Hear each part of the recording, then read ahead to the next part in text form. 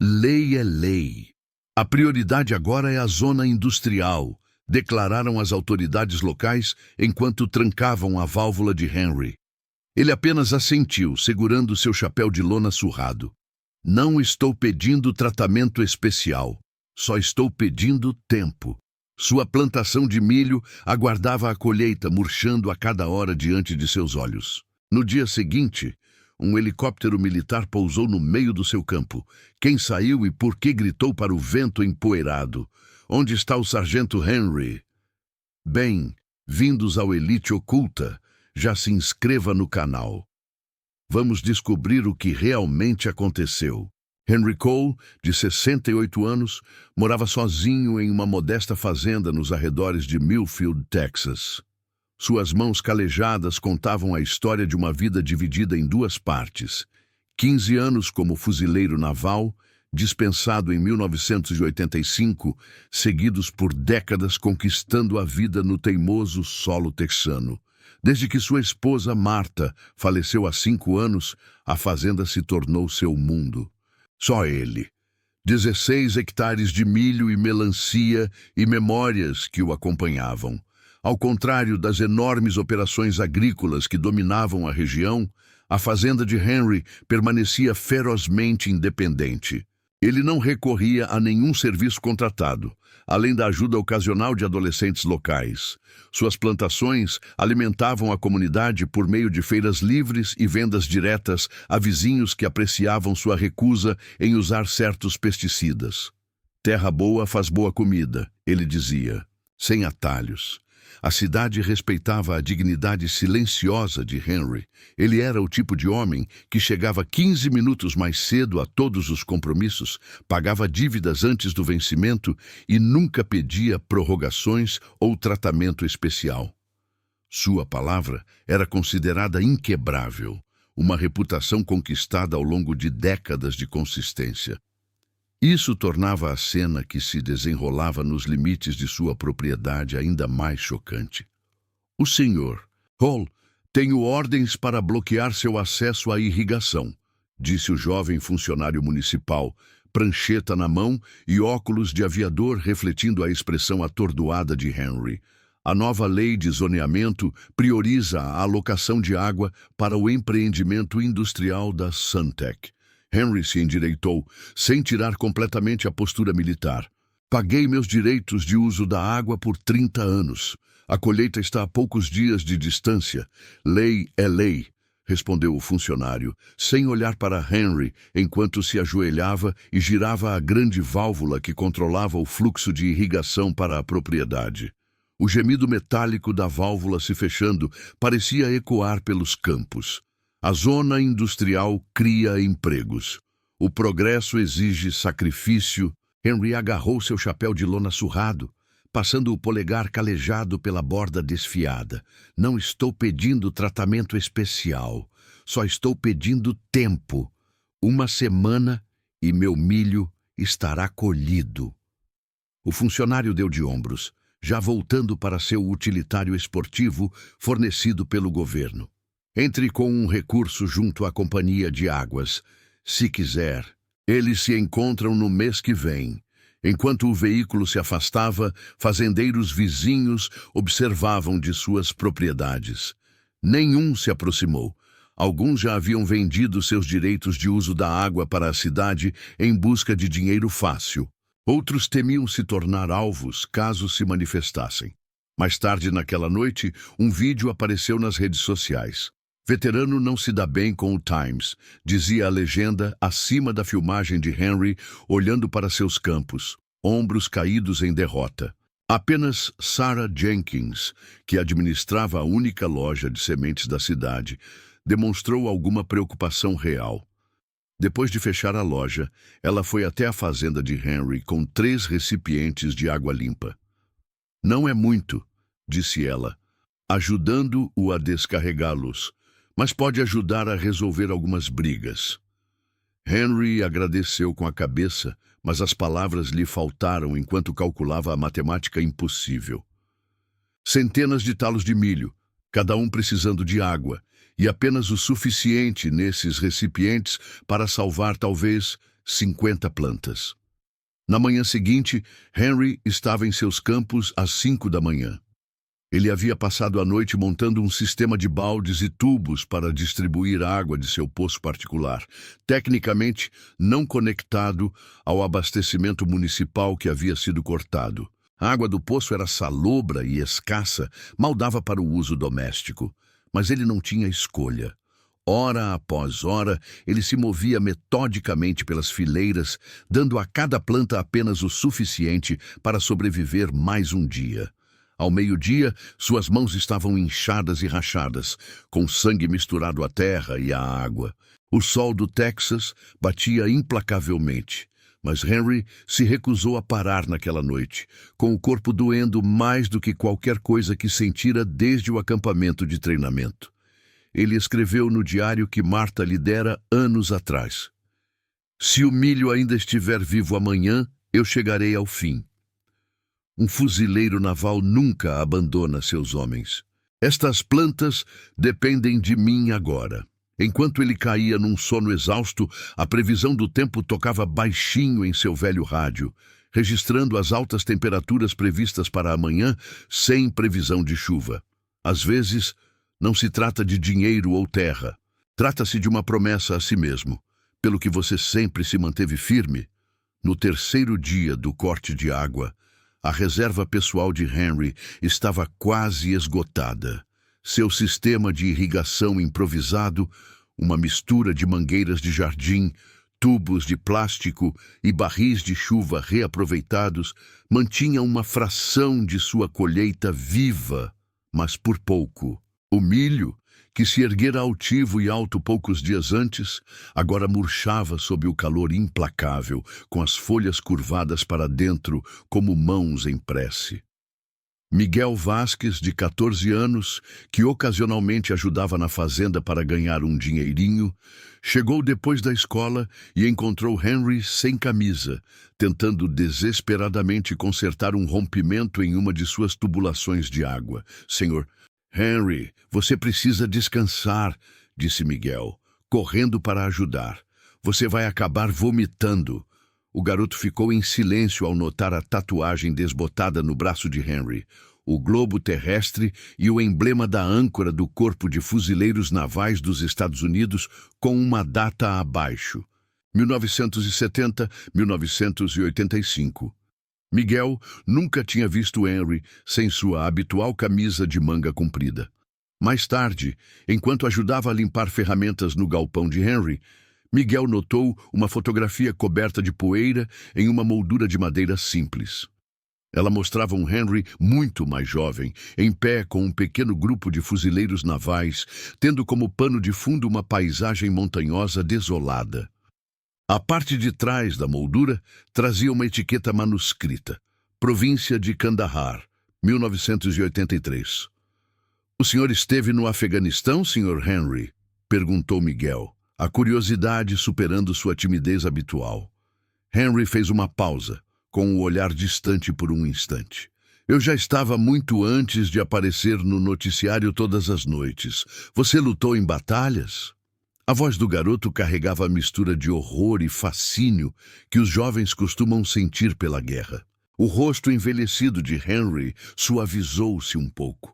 "Ajudei alguém a voltar para casa." Ele não diria mais nada sobre o assunto e Miguel sabia que era melhor não insistir. No dia seguinte, chegou uma carta formal da Câmara Municipal de Millfield, intimando Henry a comparecer em razão do uso não autorizado de recursos hídricos pessoais para a produção agrícola em larga escala. A portaria citada tinha apenas um mês de existência e foi aprovada às pressas durante uma reunião do conselho com pouca presença. Henry guardou a intimação no bolso sem fazer comentários e retornou aos seus campos. A situação estava se tornando cada vez mais desesperadora. Quase um terço do seu milho já não tinha mais salvação, com os talos marrons e quebradiços. Cada planta perdida representava não apenas dinheiro, mas o ápice de meses de trabalho árduo, do amanhecer ao anoitecer. Na reunião na prefeitura, Henry se apresentou diante do conselho, vestindo sua única camisa em bom estado e segurando respeitosamente o chapéu ao lado do corpo.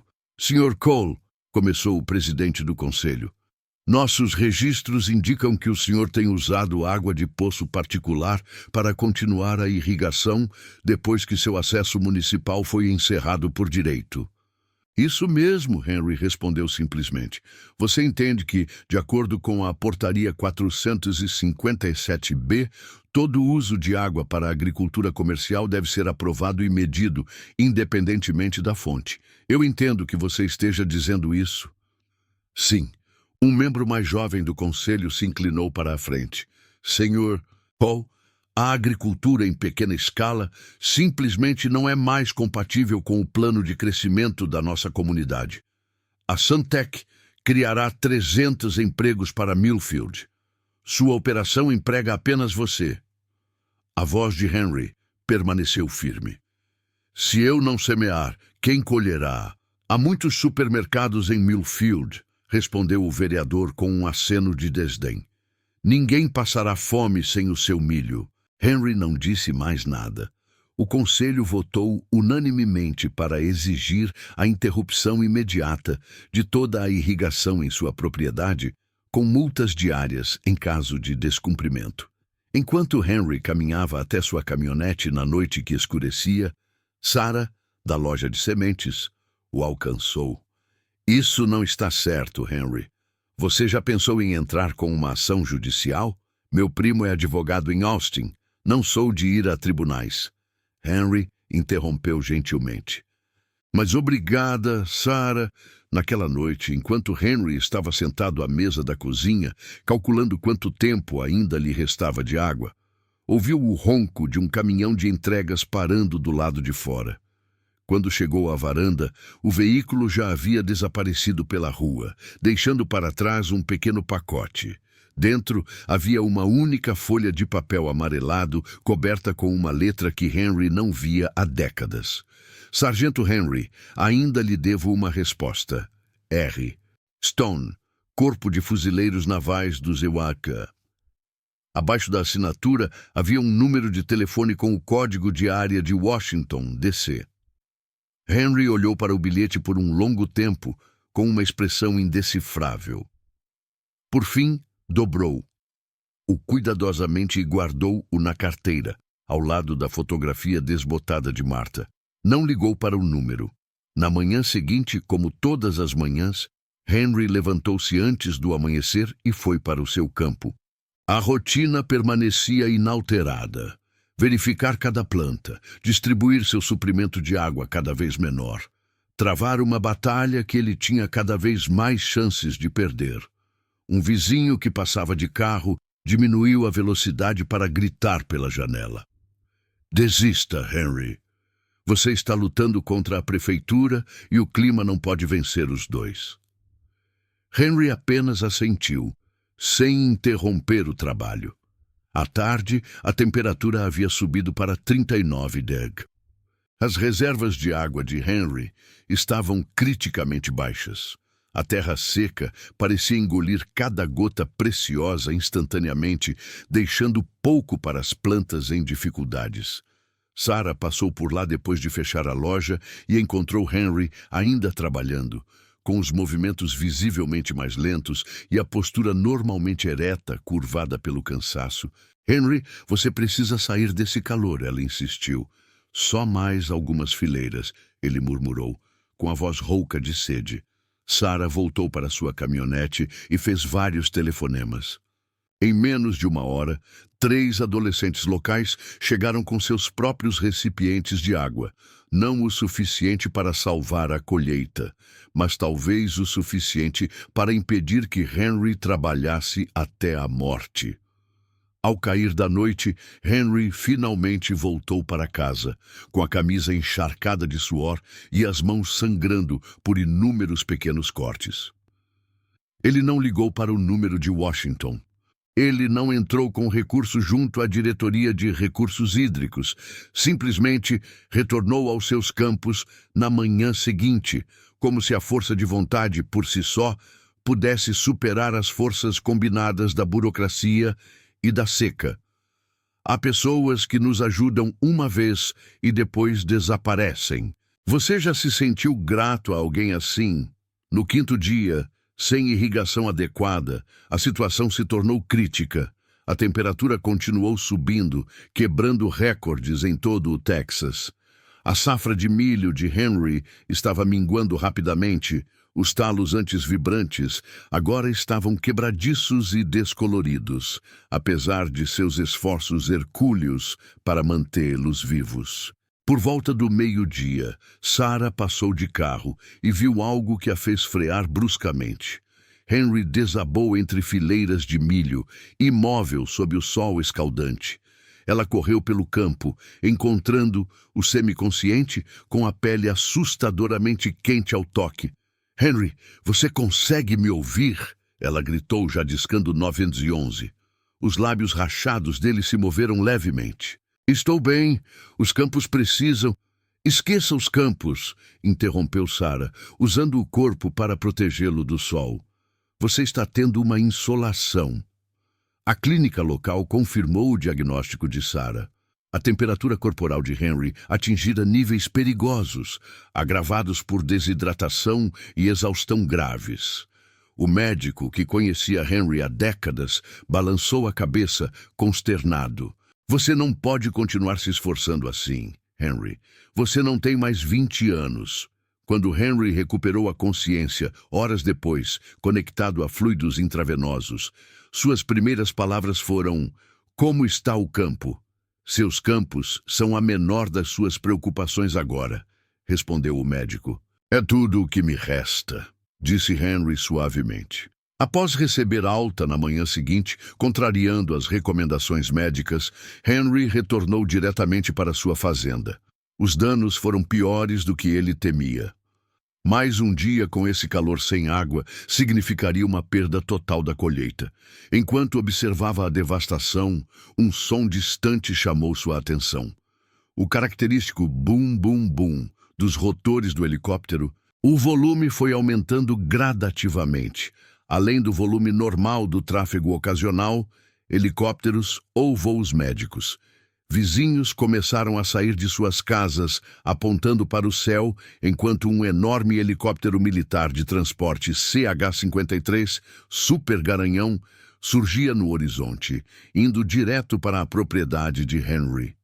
O vento soprado pelos rotores fazia o solo solto rodopiar pelos campos ressecados enquanto a aeronave descia, pousando bem na beira do milharal. A poderosa corrente descendente achatou as plantas enfraquecidas, adicionando danos mecânicos ao estresse causado pela seca. Henry ficou paralisado, com o chapéu agarrado nas mãos. Quando a porta lateral do helicóptero se abriu, uma figura alta emergiu, vestindo o uniforme característico de um general da Marinha. Apesar das décadas que se passaram, Henry o reconheceu imediatamente. Robert Stone, agora com cabelos grisalhos e estrelas nos ombros, mas inconfundivelmente o mesmo jovem que Henry carregara através de território inimigo no Afeganistão quase 40 anos antes. O General Stones caminhou resolutamente pelo campo, ignorando a multidão de curiosos que se aglomerava e as câmeras dos smartphones que já registravam a cena surreal.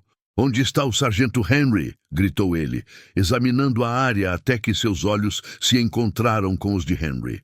"Aí está. Fique à vontade, fuzileiro." Por um breve momento, a postura de Henry se endireitou automaticamente, assumindo uma postura militar, antes que ele se recuperasse. O general Stone se aproximou, estendendo a mão. "Quanto tempo, sargento?" "Não sou mais um sargento, senhor", respondeu Henry, com a voz firme, apesar da fraqueza física. "Agora sou apenas um fazendeiro, antes fuzileiro naval, sempre fuzileiro naval", respondeu Stone, apertando a mão de Henry com firmeza. "Recebi sua mensagem." Henry franziu a testa. "Eu não enviei nenhuma mensagem, senhor." Stone apresentou o papel amarelado que Henry recebera dias antes. "O senhor não ligou para este número?" "Não, senhor." A expressão do general mudou. Alguém fez isso. Disseram. Henry Cole estava travando sua última batalha e desta vez estava perdendo. Os dois homens se viraram para olhar para Sarah, que estava parada ali perto, com Miguel ao seu lado. Ela os encarou sem pedir desculpas. Àquela altura, repórteres de emissoras de notícias locais já haviam chegado, atraídos por ligações de moradores sobre o helicóptero militar. Stone pareceu notar as câmeras pela primeira vez e tomou uma decisão. Bem, estou aqui agora. Vamos fazer valer a pena. Ele se virou para a multidão e a imprensa que se reuniam. Meu nome é General Robert Stone, comandante da 2ª Força Expedicionária de Fuzileiros Navais. E estou aqui porque, há 38 anos, esse homem, que ele apontou para Henry, me carregou por 3 quilômetros de território inimigo no Afeganistão depois que nossa unidade foi emboscada. A multidão ficou em silêncio. Eu tinha estilhaços na perna, não conseguia andar. O inimigo estava se aproximando. O sargento Henry Cole poderia ter me abandonado, deveria ter me abandonado, pelo protocolo. Em vez disso, ele me jogou nos ombros e me carregou para um lugar seguro. Em meio a tiros, a voz de Stone ecoou pelos campos repentinamente silenciosos. Passei por 3 cirurgias e 6 meses em reabilitação. Henry voltou a campo na semana seguinte. Quando finalmente o localizei para agradecê-lo, ele já havia sido realocado. E agora o encontro aqui, décadas depois, travando outra batalha e prestes a perder porque olhou ao redor, incrédulo. Por causa de uma válvula de água.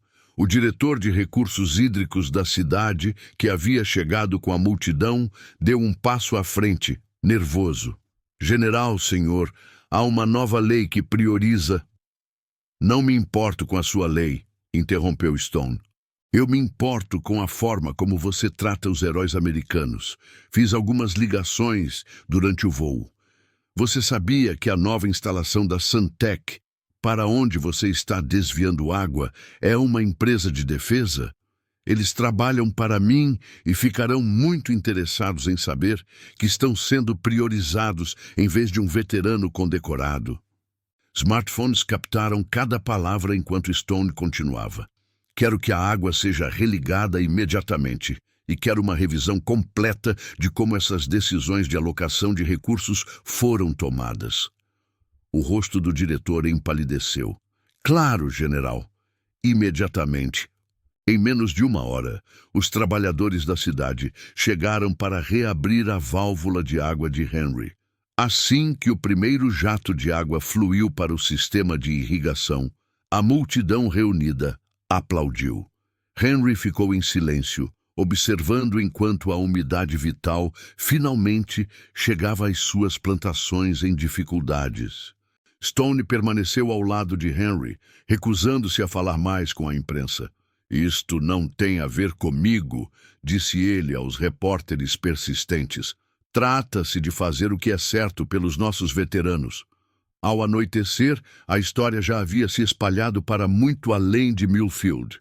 Redes de notícias nacionais divulgaram as imagens, exibindo segmentos sobre o general e o fazendeiro. Doações online foram feitas em massa para ajudar Henry a recuperar suas perdas. Adolescentes locais organizaram um esforço voluntário para ajudar a salvar o que ainda pudesse ser salvo. Henry, impressionado com a atenção, retirou-se para sua varanda. O general Stone juntou-se a ele lá, longe das câmeras. Eu nunca esperei por isso, senhor, disse Henry baixinho. Nem eu, admitiu Stone. Eu só vim ver como estava um velho amigo, talvez mexer uns pauzinhos discretamente. Mas quando vi o estado dos seus campos, a situação, perdi o meu jeito diplomático. Henry conseguiu dar um sorriso cansado. Parece que você se saiu bem, general. Eu também. E você também. Depois que saiu do corpo... O olhar de Henry se voltou para seus campos, onde voluntários irrigavam cuidadosamente as fileiras de milho. Tive meus altos e baixos. Marta e eu ficamos felizes depois que ela faleceu. Ele deu de ombros. A fazenda virou tudo. Por que você não ligou para o número que eu mandei? Eu poderia ter ajudado antes. A expressão de Henry permaneceu impassível. Nunca fui de pedir ajuda, senhor. Mesmo quando se precisa, principalmente naquela época. À medida que o crepúsculo se punha sobre a fazenda, câmeras de notícias capturaram uma imagem impactante. Henry em pé em seus campos, enquanto a água finalmente fluía pelos canais de irrigação, com lágrimas escorrendo pelo rosto envelhecido. Um homem orgulhoso, que quase perdera tudo o que lhe restava, agora observava a obra de sua vida receber uma segunda chance. As manchetes da manhã seguinte diziam: General da Marinha faz pouso de emergência para salvar plantações de agricultores veteranos. A história não era mais apenas sobre direitos de uso da água. Tornou-se um símbolo do tratamento dado pelos Estados Unidos aos seus veteranos, da burocracia versus humanidade, do que as pessoas devem umas às outras ao longo das décadas. Você já viu alguém receber discretamente a homenagem que merece? Conte-nos sobre um momento inesquecível. Nas semanas seguintes, a fazenda de Henry passou por uma transformação. A safra de milho, embora parcialmente danificada, foi em grande parte salva. Voluntários de 3 condados chegaram para ajudar na colheita. Muitos deles veteranos que ouviram a história e percorreram centenas de quilômetros para demonstrar apoio. Henry recusou todos os pedidos de entrevista. Quando pressionado por repórteres insistentes, ele apenas dizia: "Só quero plantar milho." Essa dignidade silenciosa só reforçou sua história, com usuários das redes sociais declarando: o último de uma raça em extinção." A Câmara Municipal, sob intenso escrutínio público, votou por unanimidade pela criação de uma exceção à lei sobre água para veteranos que administram operações agrícolas. O prefeito entregou pessoalmente a nova documentação na fazenda de Henry, câmeras a tiracolo. Henry aceitou os papéis com um simples aceno de cabeça, sem nenhum traço de justificativa em seus modos. O general Stone garantiu que a fazenda recebesse a designação de Sítio Histórico de Veteranos, protegendo-a de futuras tentativas de rezoneamento.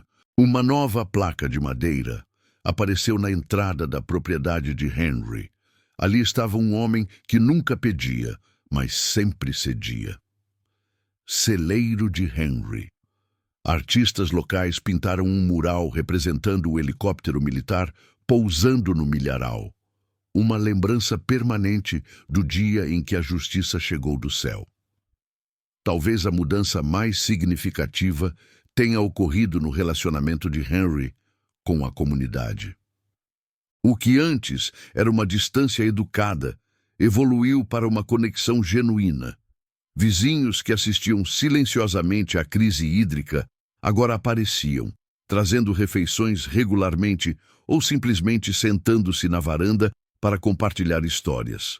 Henry começou a doar suas melhores sementes de milho para jovens famílias que estavam começando pequenas fazendas na região, transmitindo não apenas sementes, mas também o conhecimento acumulado ao longo de décadas de trabalho na terra, escreveu Sarah, cujo chamado deu início a tudo, em uma publicação amplamente compartilhada nas redes sociais. Ele não apenas guardou sementes, como também salvou a fé de uma cidade em fazer o bem uns aos outros.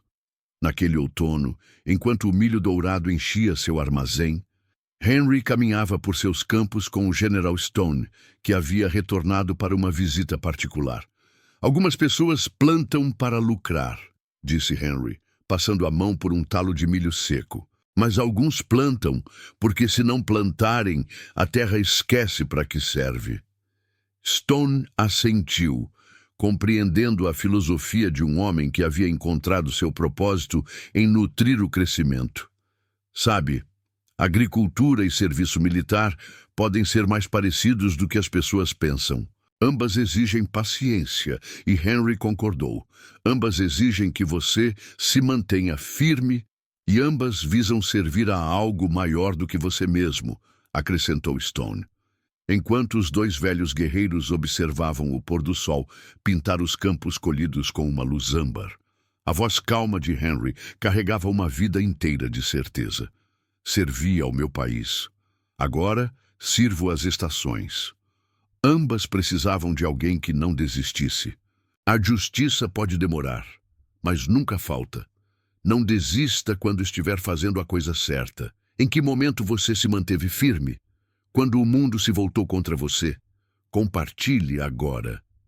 Inscreva-se no Elite Oculta para ver a verdade e a justiça prevalecerem. Compartilhe este vídeo com alguém que precisa de fé para fazer a coisa certa.